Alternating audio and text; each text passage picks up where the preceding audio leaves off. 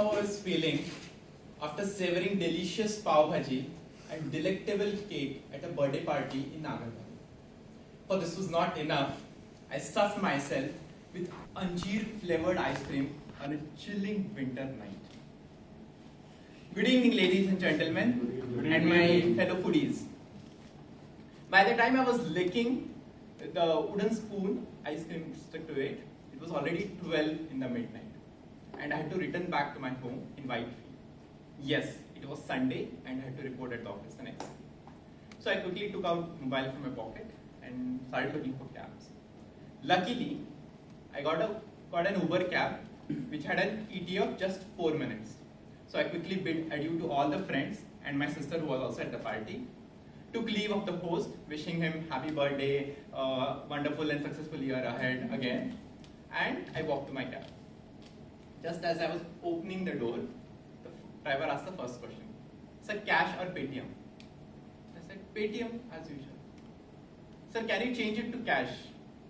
I tried it doing on the app, but for a trip where the driver has already arrived at the pickup location, you cannot change the payment option. So I explained him the problem. His next question was, sir, can you cancel the trip? I was perplexed. And I explained him my worry.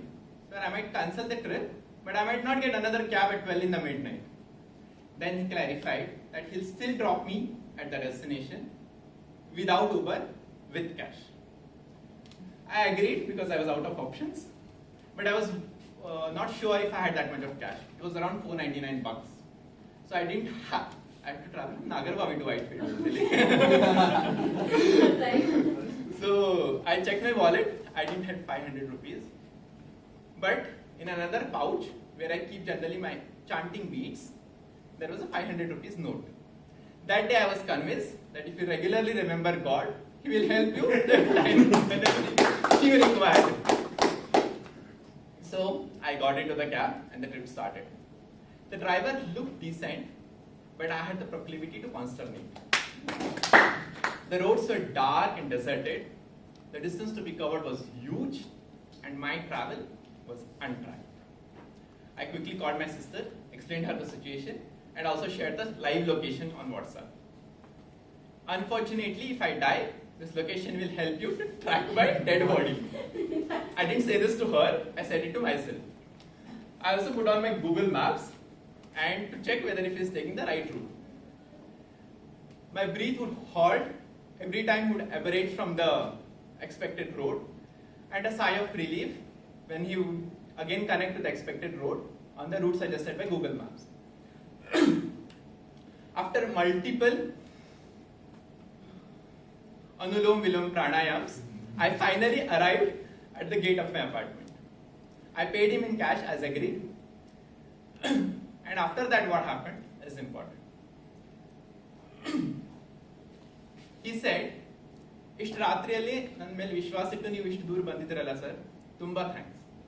Meaning, you trusted me and traveled in my vehicle at this hour of the midnight. So, thanks to you, sir. I was surprised for a moment. And then I also thanked him for taking this trip at this midnight and such a long distance. When I got back to my room, I reflected upon what had just happened. I doubted a decent diver that he would kidnap and kill me,